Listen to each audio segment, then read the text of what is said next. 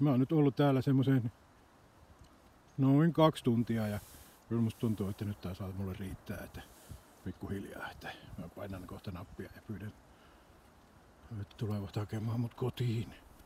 Tässä on nimittäin sellaisia, alkaa sataa ja täällä ei niinku mitään tekemistä.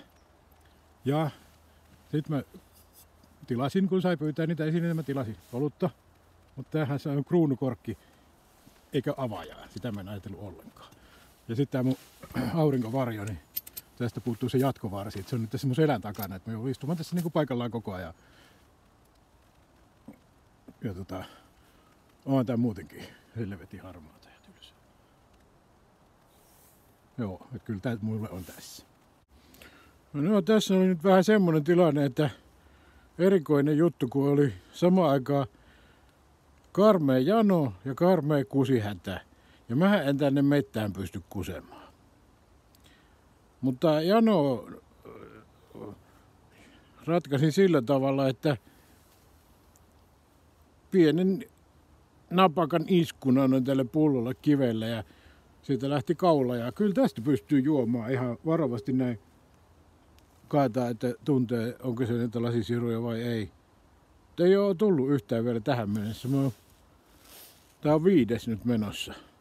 Et en mä sitä nappia sitten painanutkaan, että ihan hyvin tässä menee. Mulla on vielä 7 köpardia jäljellä ja ihan, no täällä on edelleen ihan samanlaista harmaata paskaa ympärillä, mutta eipä tässä sen kummempia. Katsotaan miten yö menee.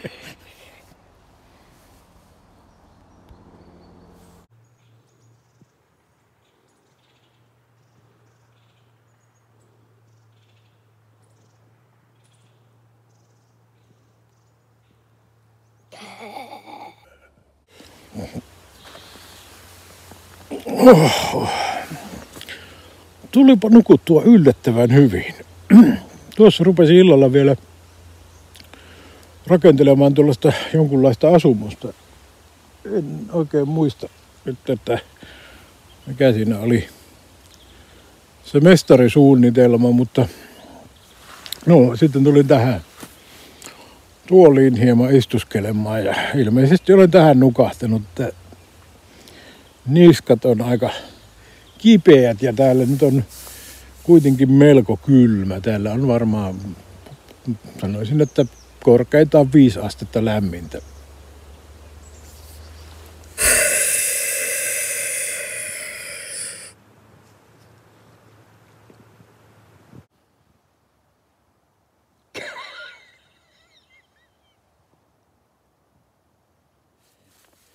No niin, ja kun luulin, että kaikki juotavat on juotu, tuota marinalia en edes harkitsin juovani, niin muistin, että otin valinnaisina herkkuina Van Holtenin hapankurkkuja, jotka ovat tämmöisessä kätevässä 1 kappaleen pakkauksessa, lilluvat siellä nesteessä. Ja kai jos se kurkku on syötävää, niin nestekin on juotavaa. Eli minulla on nyt 24 kappaletta tällaisia ja se tarkoittaa sitä, että en minä janon kuole ainakaan ihan heti. Näitä on kehuttu maailmanlaajuisesti. Ja sitä paitsi paketti on kätevä, se pysyy pystyssä, vaikka se on nesteellä täytettynä. Voin käyttää tätä myöhemmin juoma-astiana.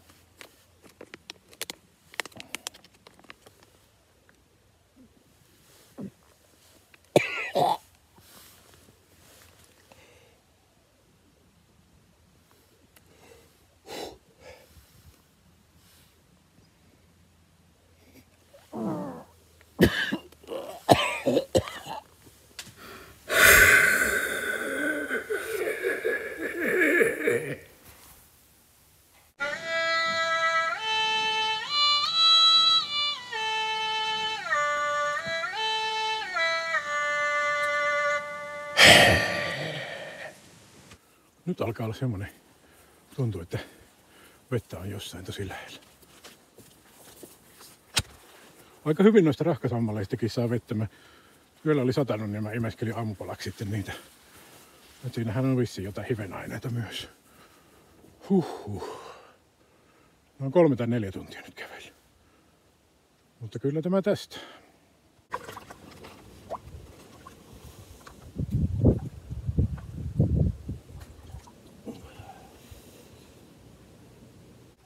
Nyt löytyi vettä. Puhdasta Saimaan vettä. Niin paljon kuin jaksaa juoda. Kippis. Vaikka vähän varaa heittää takaisinkin. Joo, löytyy myös vaikka, jos on käydä tyhjentämässä, tällainen hylätty venekoppi.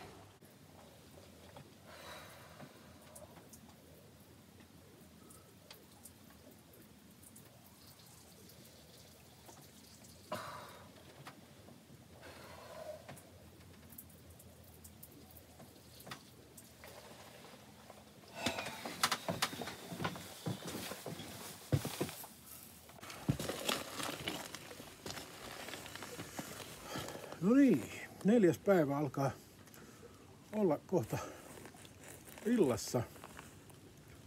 2 sormen leveyttä on vielä auringolla matkaa horisonttiin, joka tarkoittaa noin puolta tuntia. Ja nyt tässä kaiken muun kivan lisäksi löysin tästä rantakivikosta tällaisen verkon. Ja nyt mä ajattelin, että mä rakennan tästä sellaisen virityksen, millä mä saan siepattua noita kaloja tuolta rantavedestä. Eli kuljen tälleen rantaa pitkin ja kun kala tulee vastaan, niin nostetaan tuon maalle se. Tai sitten mä voisin keksiä jonkunlaisen mekaanisen virityksen, joka nostaa tämän verkon sitten ylös, kun se on täynnä kaloja. Mutta tämmöisissä tunnelmissa. Kohta mä käyn nukkumaan ja huomenna taas uusi päivä ja uudet kujeet. No nyt kävi silleen paskasti, että mä oon nyt ihan totaalisen eksyksissä. Läksin sieltä rannasta tukikohtaan päin ja omasta mielestäni kyllä seurasin ihan samoja jälkiä, mitä olin tullut. Mutta sitten oli sellainen, siinä yhden hakuaukeen ylitin ja luultavasti on siinä vähän oikassu ja lähtenyt sitten kiertämään niin kuin toiseen suuntaan. Onni onnettomuudessa oli, että siellä oli hakkuaukeen reuna oli sellainen jätetty sellainen, varmaan joku eläintenruokinta katosi, että siellä oli heiniä ja oli kaikenlaista elintarviketta, vähän oli huonoja, paleltunut, mutta keräsin sieltä parhaat, mitä nyt vielä ajattelin, että voisi syödä. Porkkana ja mikähän lienee joku syötävä. Tämäkin on kukkakaalia. Tätä oli paljon, mutta se oli mennyt tommoseksi vähän mustapilkulliseksi ja sitten on tämmönen vähän nahistunut omena, mutta ei se haittaa mitään. Siinä ei ole mitään möloreikiä eikä mitään. Että nyt pitää löytää joku paikka, minne mä pääsin. Täällä on vähän tuuleenkin ja on aika tosi kylmä, niin tuulesuojaa ja sitten yrittää vähän vaikka niitä tuliakin sytytellä. Et siellä leirissä on nyt se, että jos haluaa kotiin, niin painaa nappia, mutta kun ei ole leiriä, niin mitäs nappia mä nyt painan? Mitään puhelinta, aurinkovarjoa, tuo retkituoli jäi sinne ja selän raaputin ja mitähän sinne jäi. Joo, ei ole kivaa.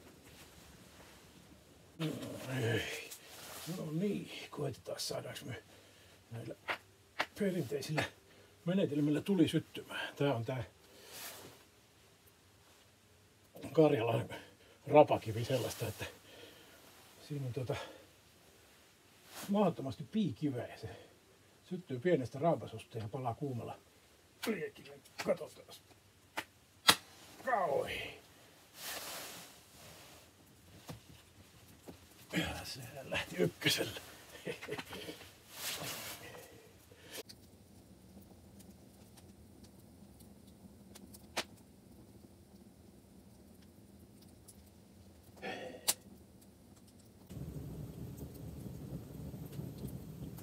Jaa.